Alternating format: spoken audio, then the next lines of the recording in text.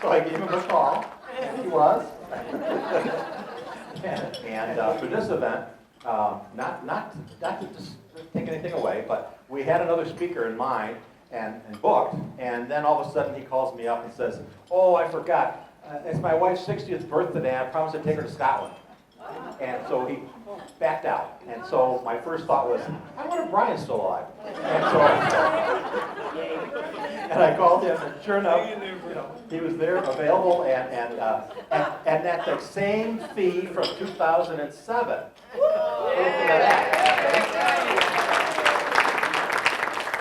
I probably screwed him over the deal, but anyhow. So we're very appreciative. He's a wonderful guy, really nice, and you'll probably enjoy his talk. Look at this face. Anyhow, this is a face that only, I forgot to mention, he houses bunnies. He has a bunny kennel. My wife does, not me. He said. Your wife does, you do too. So, in any event, without further ado, Dr. Brian Fagan. When I said I'd come, I asked what he wanted me to talk about, and he said my career. And I said to myself, oh my God. So anyhow, what I'm going to do tonight is wander widely over some of the projects in which I've been involved, starting with my career in Africa. But first, a gentle warning. Turn your cell phones off. Seriously, if ever you have another speaker who doesn't use notes, realize that my mind is about 2 minutes ahead of what I'm saying. And if someone's cell phone goes, it interrupts the train of thought, and it is very difficult to get back. So please, turn the damn things off. Oh, people applauded. Oh, great. The great cat, this is the great cat of Ra, Atticus caticus catamor moose. He is a Maine Coon cat. Sorry, I'm getting used to my new thing. Where we are. I went to Cambridge, not Oxford, Cambridge. And I was in a department which at the time was at a very high level of achievement. This was back, believe it or not, in the mid-1950s. And in 1959, I graduated. And one day I walked into the department. I hadn't a clue what I was going to do. And I bumped into a man with a beard, who we'll look at in a moment, and got talking, and he asked where my supervisor was. And I told him he'll be in an hour. And we went and drank coffee. And I got offered a job in Zambia, which was in northern Rhodesia, in a museum, which gives me a resonation with Ken. And for 7 years, I worked in Zambia and in East Africa, digging sites of the last 2,000 years, which I'll get to in a moment. But just to give you some idea what it was like, I was doing 55,000 miles a year in Land Rovers off the road, which was an extraordinary experience. I was paid $238 a month. Put that on your harmonium when you're working for the minimum wage. But it was an extraordinary experience because very soon after I got there, we got a grant to work on the last 2,000 years of African history. And the area I worked, was down here on a plateau at 4,000 feet above sea level, and then down later on in the bottom of the Zambezi Valley at 1,200 feet above sea level, where a cold day is 72 degrees. Very, very tough. And I worked in a museum, and here we bring in museums, in what is now the National Museum of Zambia. The building there on the bottom left. When I was there, we had the tower, we had this building, and nothing else. 15 years before, the gentleman on the bottom right, Desmond Clark, who was one of the immortals of African archaeology, started the museum in a back room in an office building on a side street of the small town called Livingston. He raised the money for that building.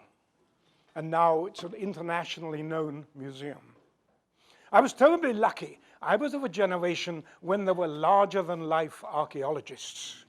And among the people who influenced me very strongly were the 3 people or 4 people you see here. Down on the bottom left was J. Desmond Clark, director of the museum. He recruited me. He was a lovely man, a fanatic. His knowledge of archaeology was extraordinary. His capacity for drinking gin and tonics in the evening was astounding. A lovely man. I owe him a huge debt. Above are Louis and Mary Leakey, whom I had a lot to do with very early in my career. Louis Leakey was one of the hardest, most difficult people to deal with I can ever imagine. His wife was a sweetie. The last time I saw her, she came to dinner at our house in Santa Barbara, and after dinner lit up a cigar which was as long as this loudspeaker. My wife was furious because we didn't allow smoking, but there's nothing you could do. She was so sweet. But they were very encouraging, all these people. When I first went to Zambia, believe it or not, there were only 9 archaeologists between Egypt and the Cape of Good Hope. 9. My closest colleague beyond Desmond, who left soon after I got there, was 300 miles away. So you were on your own for everything, which was terribly, terribly valuable. But back in England was this very militaristic-looking gentleman on the top left, Sir Mortimer, who was one of the immortal excavators of his generation. He was, to put it mildly, a very difficult man. I was brought up by difficult men. But he encouraged me to work in a remote part of the country, which it was. And my other job was to be curator of the north bank of the Victoria Falls, which is the bank in the foreground. I had about a third of the falls to look after. The major job was scooping up suicides from people who jumped over the falls. How many of you have been to the Victoria Falls? Ooh, well-traveled. But it really is an extraordinary sight to see. And at a very early age, Desmond Clark made it quite clear to me that my primary job, both with the Victoria Falls and with the museum, was partly to do research and gather material for collections, but also to help people understand why we were doing it and why it was important. And this philosophy, which in its day was way ahead of its time, is something that has remained with me all my career. And we got the princely sum of $5,000 over 3 years to dig holes in southern Zambia looking at farming villages. And what you see here is the first site I ever dug. I'm completely self-trained. I never took a training course in archaeology, in field work. I was dumped on that site and dug it. It was occupied from about 650 AD to about 1200, and the site was about 6 to 8 foot deep, and it was 1/4 mile across. And you can see here the surface of the mound, if I can get my pointer to work, here we go. The edge of the mound's about here. I dug initially into the deepest part, and we found the houses were up here and around, and this area here was devoid of structures and was in fact a cattle enclosure. Because one of the things we found were enormous quantities of cattle bones. And nobody between there and the Cape was able to identify the bones. So I had to learn, taking modern cattle and working from there. The cattle here, I know some of you are ranchers, were small humped cattle. And what was very interesting we found, and this at the time was a rather unusual finding, was that most of the cattle were slaughtered when they were just becoming adult, the surplus males. And I talked to cattle ranchers who taught me all sorts of things about the realities of keeping cattle and slaughtering them for meat. And then overlaying that, of course, was what indigenous people did and still do today. So I learned a lot, and we found that cattle became more and more important in this place as we got from the bottom to the top. And you'll notice there some what look like lumps of stone. Those, in fact, were the foundations of huts built of sticks and cattle dung with floors which were made of hardened cattle dung with thatched roofs, which had collapsed after use. And this place was used for hundreds of years. And from this, we got one of the first pictures of what it was like to be a subsistence farmer in Central Africa 1,000 years ago. But what came home to me was that here I was writing the history of a completely vanished society. And what was really important was not only to write the report, which we did, but to make sure the word got out. Why? Because this is the unwritten history of people who apparently had no history. And while I was there, and I'm going to jump superficially because of all sorts of stuff here, a colleague of mine was called in, I was in South Africa at the time, to excavate skeletons found in those buildings at the top of the hill there. Those buildings were a pumping station for water for surrounding villages from the Zambezi River, which is about a mile to the left of the picture. And this hill yielded no less than 9 richly decorated human skeletons. And the site is known as Ngombia Lady, the place where the cow sleeps. Why the hell a cow wanted to sleep there, I have no idea, but that's the name.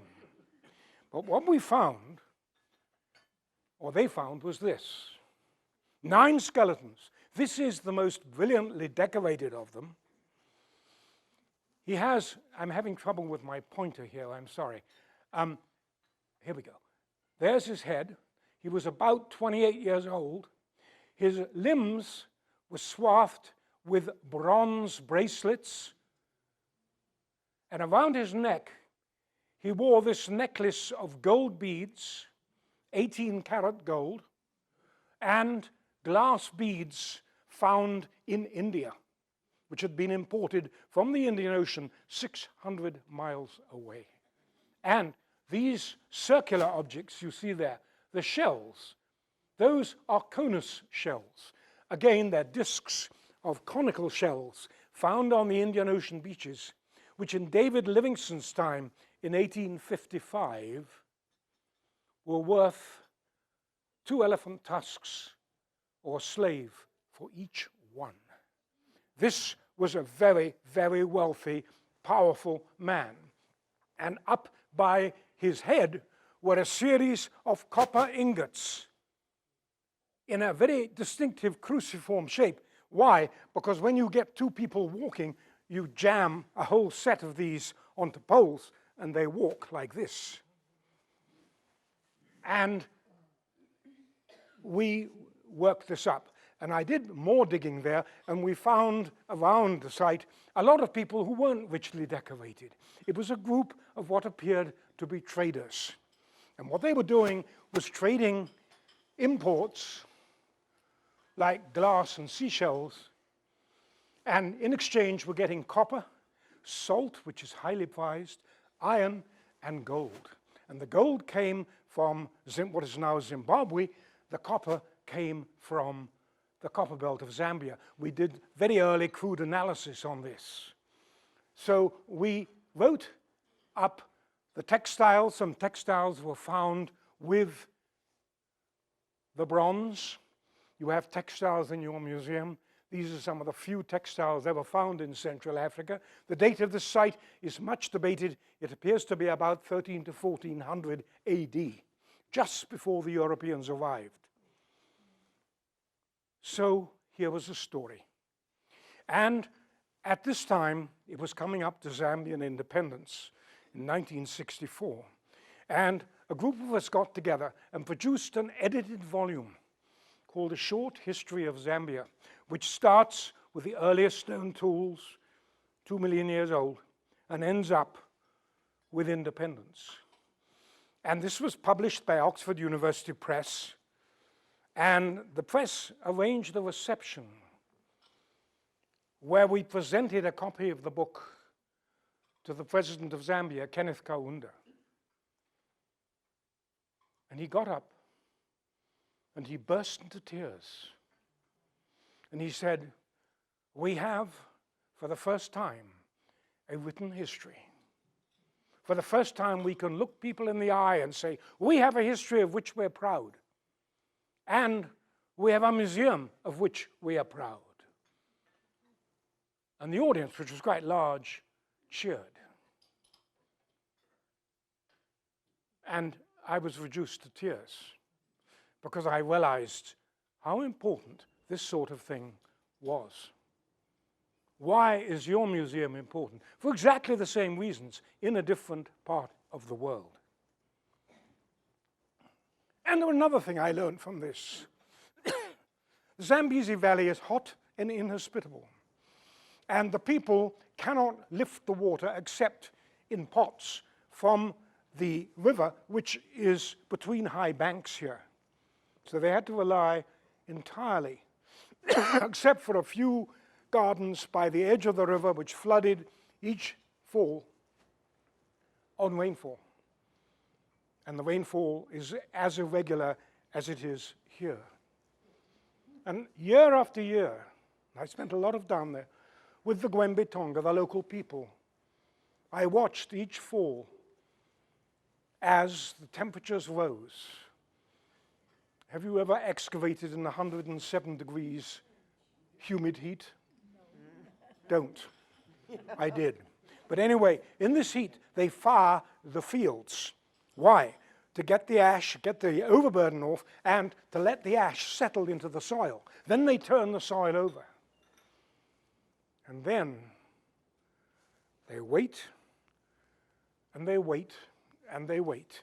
And the clouds build on the western horizon, on the mountains. And you can occasionally, like there, see rainfall falling. And rain may fall in one village, but 5 miles away there is none. And the people wait and wait. And then some magical day, it rains. And they plant. And then they wait again and again. Sometimes the rain comes and the millet grew in the fields. 2 of the years I was there, the rains didn't come. By Christmas, there was hunger. By spring, except for imported grain by the government, there was starvation. And one of the things I learned from this absolutely indelibly was that malnourished children are one of the most dreadful things you can see.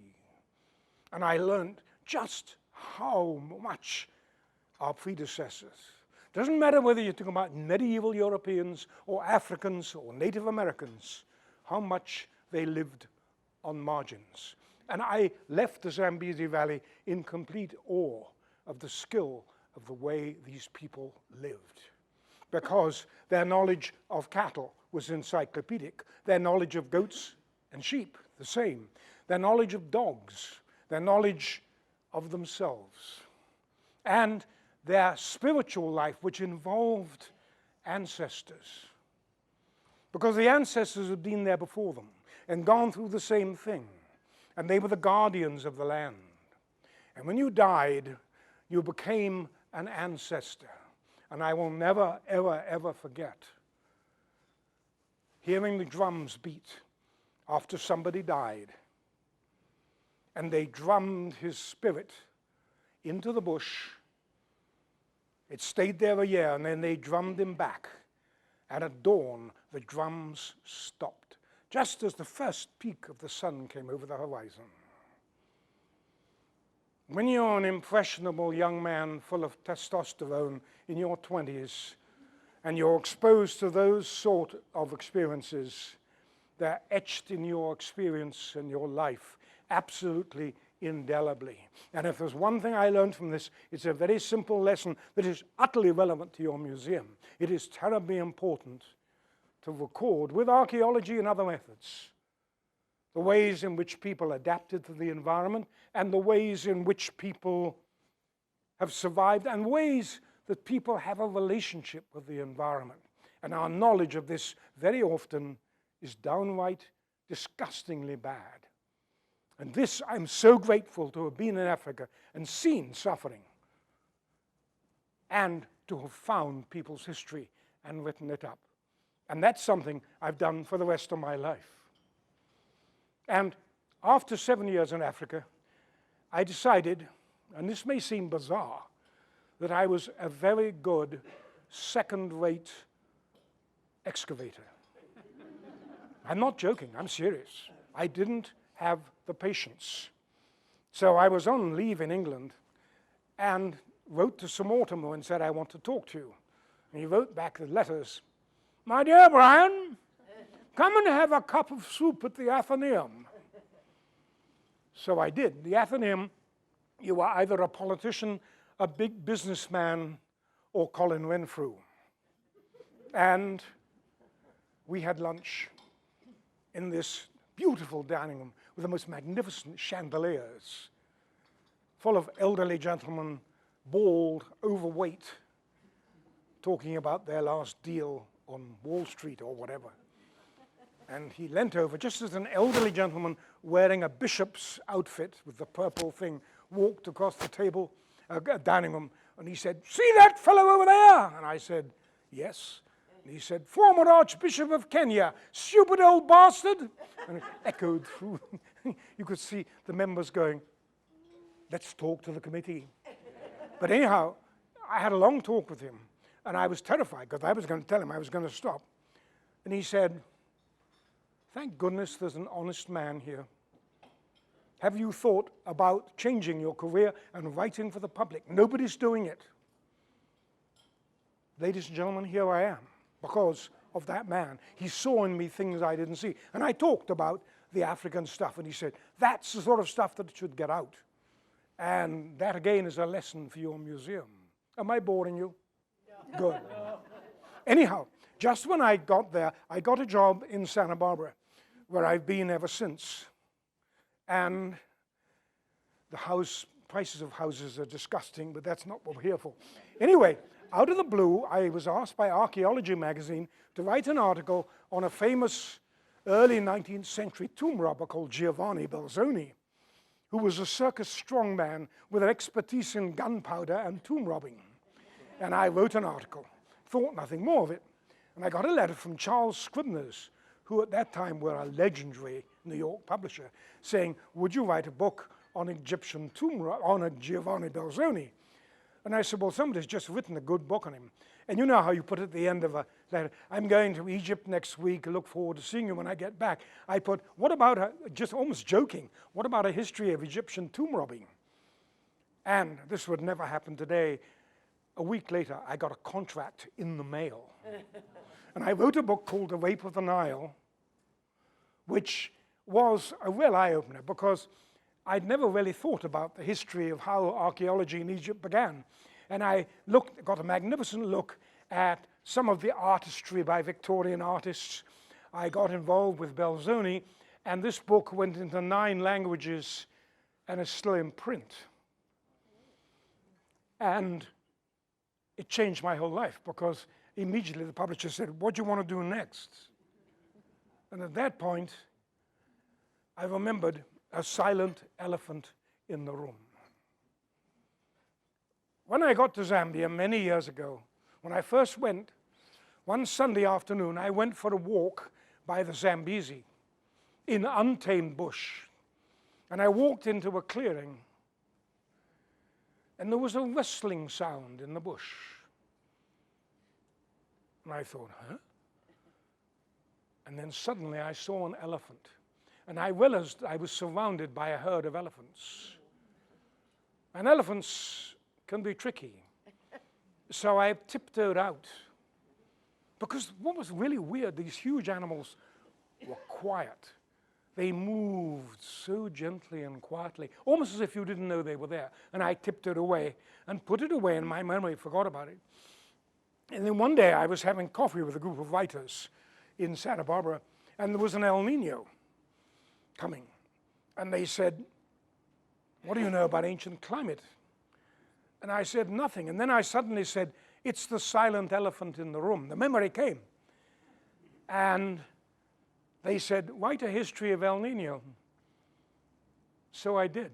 And I wrote the proposal in 3 hours, and I got a contract in a week. Those days, it was easier. But it changed my life. And the great thing about these things is they do. Because the real concern here was not the record. That's the El Nino which really started all this off. It was how we look at weather and how we react to climate change in the past and in the present. No, this is not going to be a sermon on global warming. I'm just telling you what I got involved with. And one of the things I discovered, that until about the 1950s, although there was some earlier work, most meteorology was literally little more than looking at clouds from a church steeple. And it was only in the 1950s that it really became systematic to use weather charts and so on. So really, this whole thing of climatology and looking at ancient history of climate is a very recent phenomenon. And much of it is a revolution in science. What they call proxies, indirect evidence. Ice cores dug into glaciers, you can see one there on the left. Tree rings, which of course in the southwest have been around since the early 20th century. Now they're all over the world, and in Germany they go back to about 8,000 BC. Pollen grains, again long established, but changing vegetational patterns. And from this, we began to get remarkably fine-grained research, not only by climatologists, but by historians and archaeologists. And one of the classic examples is this one. How many of you have heard a Stradivarius violin? Oh, we've got a few culture vultures here. Have any of you played a Stradivarius? I once had an audience where somebody had, and I got her to get up and she talked for 2 minutes about it. It was magic, she said. But there is a famous Stradivarius violin, the one on the right, called the Messiah, which for years, centuries, had been considered to be a forgery. So 2 English tree ring experts took samples from inside the violin, and they compared it to tree rings from other violins and from timber in the Alps. And they showed that that violin, the Messiah, was made from the same tree as 3 other violins. That's the sort of precision you're getting now. And they dated the violin to within a year. So with this sort of precision coming in, we really are in a new era. And I got involved in the next stage of my career in this whole business of looking at climate change over periods of time, well-known ones. And the basic thesis we have, which is absolutely true, is that climate change is something that is very subtle. Think of a pebble. Let's say I drop a pebble into the middle of a pond, and this is a pond. There's a plop, and then the rings radiate out from it. The consequences of the climate change aren't the plop. It's the economic, social, and other consequences of, say, an El Nino or a drought cycle that really make all the difference. And that was the thesis upon which I wrote a series of books on climate change, so accurate that we can tell you the climate by the season for 2,000 years, and they can do nearly the thing. I think they can do it in the Southwest now, can't they? Yep. That level of precision is very different from just saying there was an ice age, or there was a little ice age, or there was a medieval warm period. You're looking at extremely sophisticated research. I mean, look here on the right, where you can see the dip in the Little Ice Age, and up by the late first millennium, a rise in temperatures. And then, of course, in the 20th century, instrument readings showing that it's getting warmer. We're living in a warming world. What the cause is, I don't want to get into. And what is forgotten? And one of the things, actually, I wrote a book called The Little Ice Age, which has been used very widely, which pointed out, which people weren't aware of, that in 1000 AD, something like 90% of Europe lived from one harvest to the next. They were medieval farmers. They farmed with harrows. They sprinkled the seed and covered it, and then they harvested it. Everyone in their lifetime, and life expectancy, ladies and gentlemen, was 28. Men and women experienced malnutrition, starvation, and hunger, particularly in the spring, if the crops failed.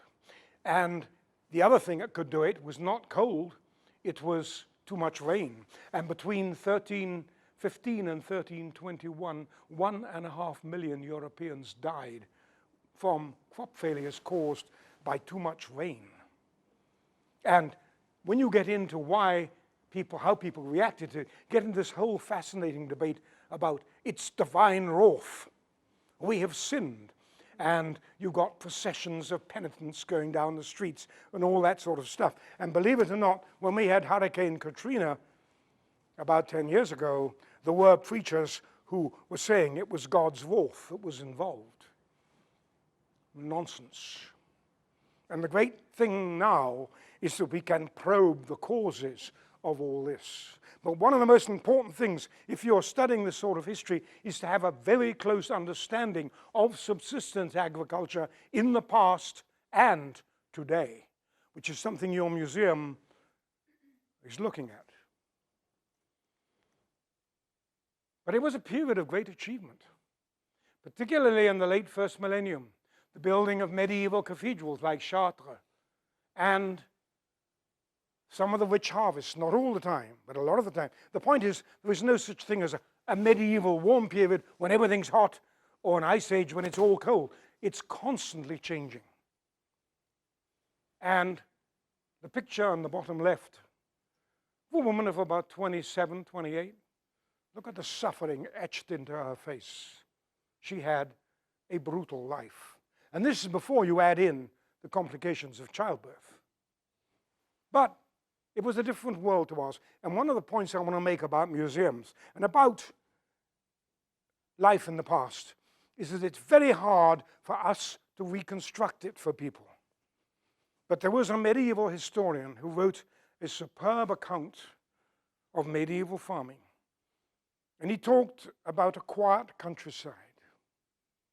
And the only sound, if you were near a village, was the barking of dogs and maybe the shouting of children and the smell of fires. But there was one sound you always heard, the sound of church bells. Church bells announcing happy events, disasters, and death. I can't tell you how important it is to realize and think about what ancient worlds were like. The ancient world around here, the ancient world at Chaco, the ancient world at Stonehenge. And this is something that climate change is really beginning to show us. Or the famous Little Ice Age, which has been very much stereotyped. And don't let anybody tell you we're about to go into a Little Ice Age again, or that we're going to have that global warming 1,000 years ago was warmer than today. It doesn't matter. What we're looking at is constant variations in climate. And the famous one, the Little Ice Age, you've got the ice fairs on the Thames, and you've got the famous paintings there by Bruegel of skating on the canals. This is not what it was all like. A lot of it was suffering. A lot of it was people accusing other people of witchcraft, preventing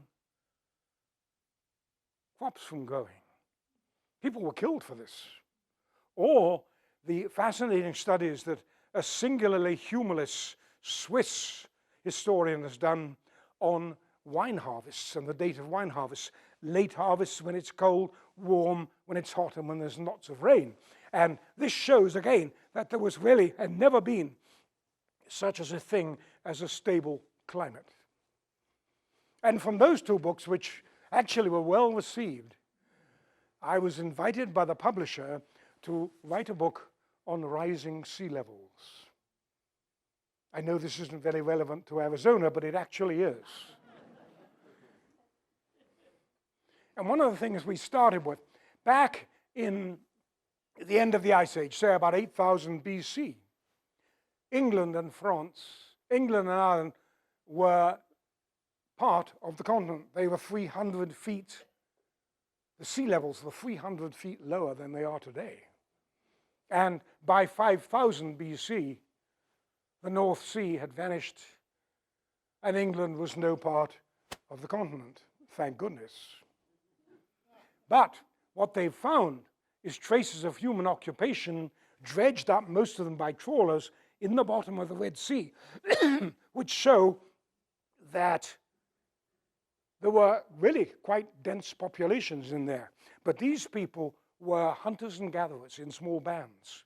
And their way of dealing with sea level change was very simple. They moved. They had portable artifacts. They moved. They're not like New Orleans today or Miami, where you have to move millions.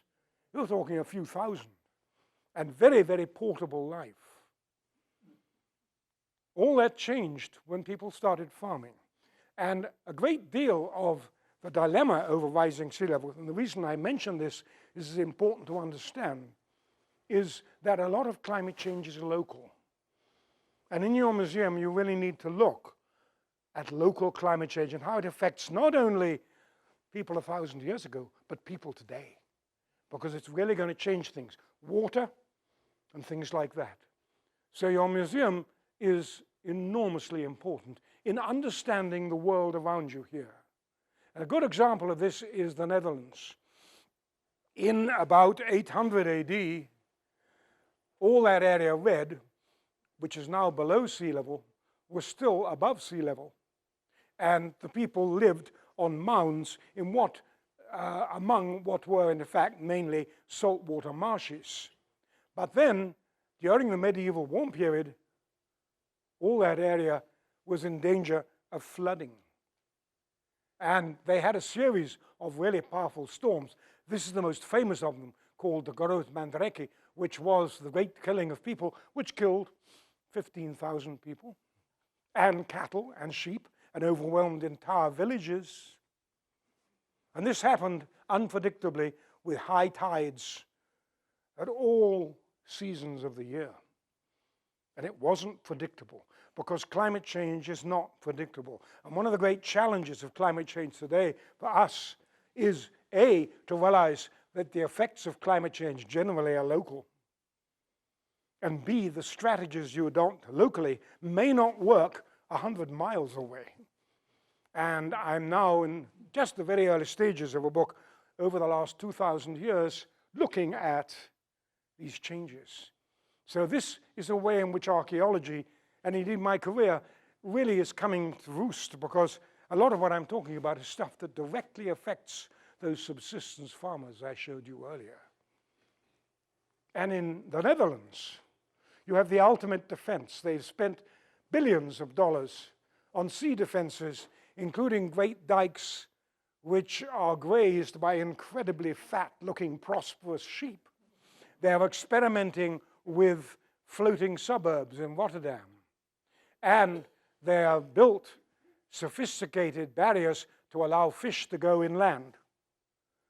And on that particular barrier, which is the last one built, there is an inscription on a monument which says, "Here the tide is ruled by the wind, the moon, and us."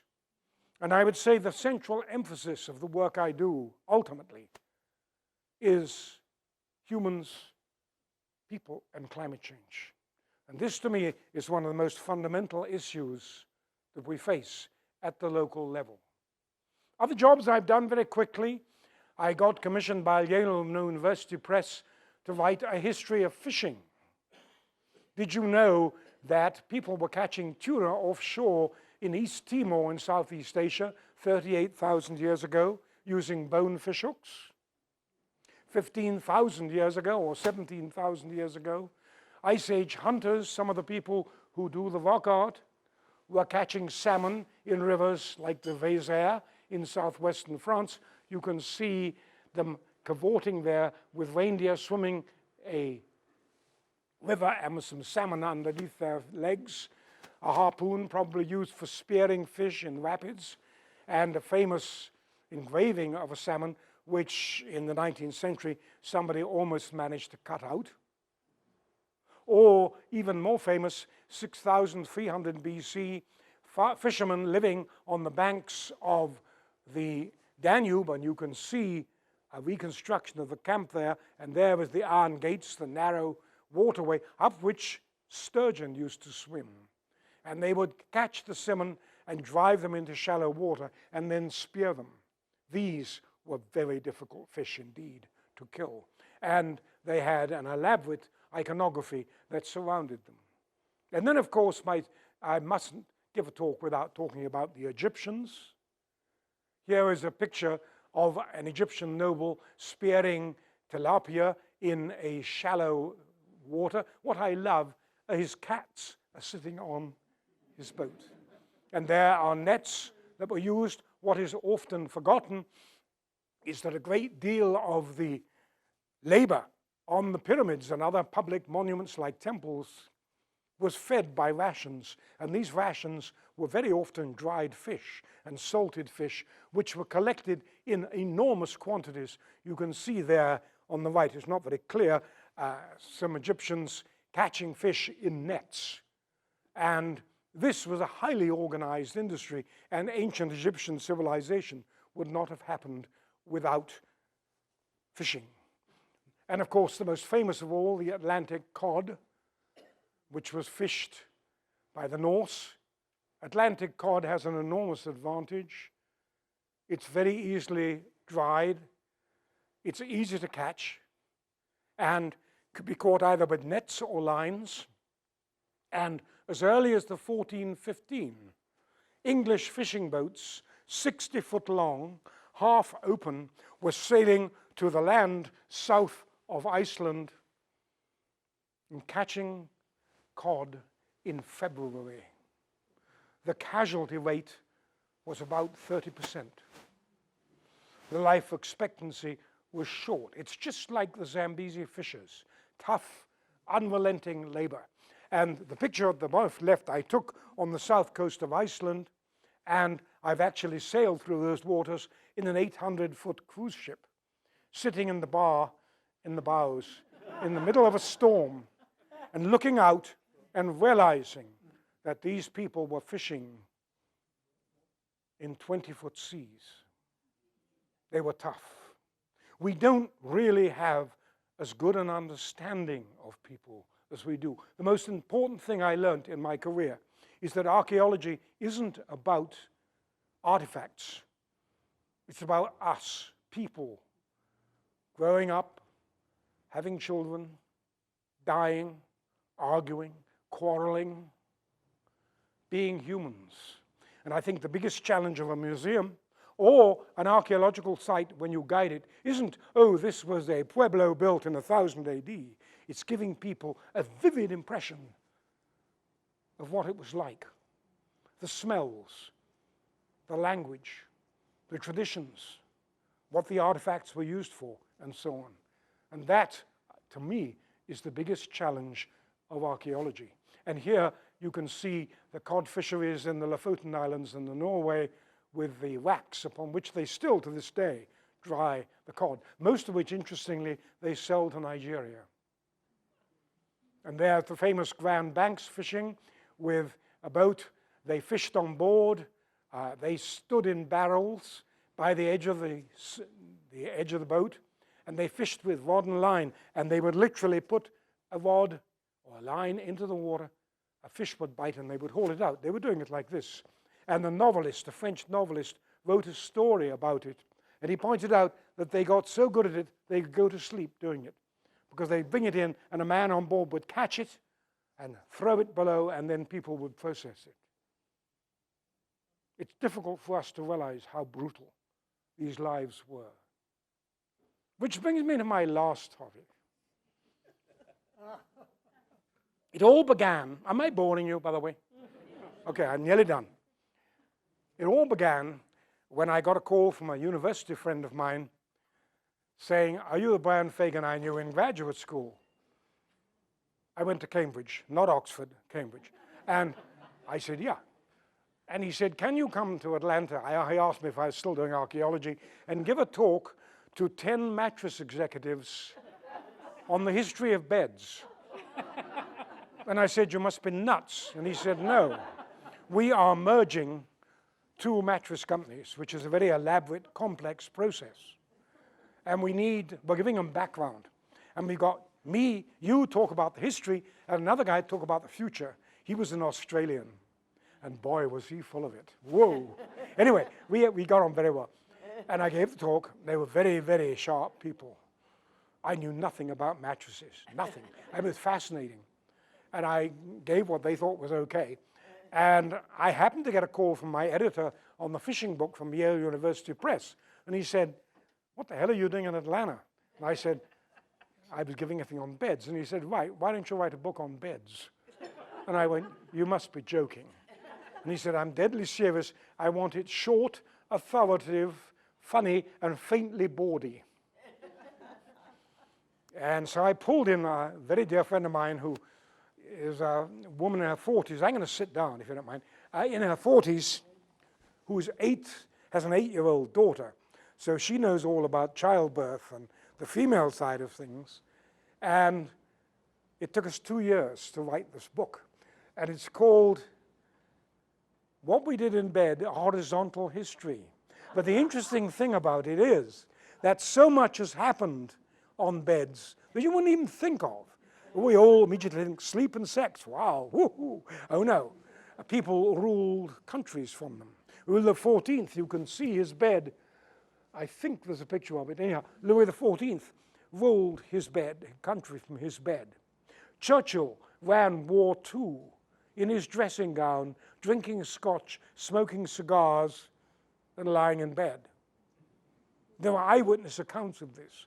The bed on the top left is a famous bed called the Great Bed of Ware, which is a small town in central England. You can see it in the Victoria and Albert Museum in London. It looks just like a bed, but in 1575, I think, it is said that 26 butchers and their wives, and I quote, frolicked on this bed overnight. It is a legendary tourist attraction. The bed on the top right is Tutankhamun's camp bed. The first folding bed ever made. It's very ingenious. It's just been reconstructed. Believe it or not, they're still studying the artifacts from Tutankhamun's tomb. Down on the bottom left is a charpoy, which is an Indian bed, which is light and portable. In one town in Pakistan, there were a series of large charpoys in the central square. People just sit and gossip. It gets people together. And in the 19th century, Indian soldiers posted to the Sudan for one of Britain's endless wars took their charpoys with them. They were so light. So all the stuff we got involved with was amazing. There's Louis XIV's bed on the top left. And on the right is a deathbed scene of a well-known Wesleyan preacher in the 17th century. And of course, Queen Victoria's deathbed was a famous scene surrounded by the aristocracy of her time. And down at the bottom is the ultimate, the New York apartment with a Murphy bed, which folds into the wall. And one of the interesting things we learned on this is that the future is the connected bed. USB ports, pods with full media circles, the whole thing. And there is this preoccupation today with a good 8 hours of sleep. But for much of history, we had segmented sleep. We talk about this, where you slept for 4 hours, then you got up, and you ate and talked and frolicked, if I may use the expression, then you went to sleep again. So there are all sorts of anomalies on beds which we begin to explore, including, of course, John Lennon's famous bed scene in Toronto. The challenge of all this is very simple. Take a set of stone artifacts, take some potsherds, take a pueblo,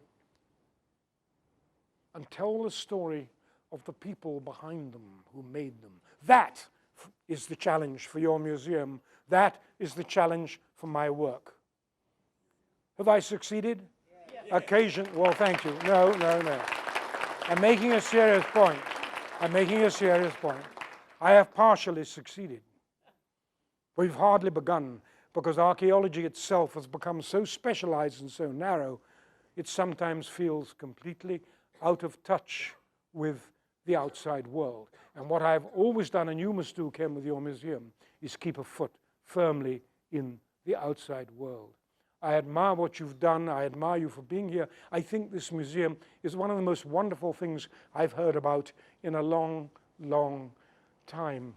And finally, if you want to go and see a site, go and see Angkor Wat in Cambodia, because there is the ultimate in how people were enslaved, literally, to serve a divine ruler.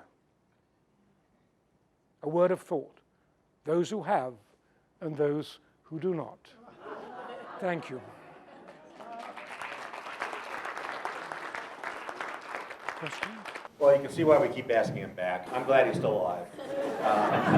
I'll try and keep going. If you notice, he mentioned that he went to Cambridge, not Oxford, twice, because at dinner last night I told him that I went to Oxford for a while. And he gave me a horribly ugly look. Did I? Oh, dear.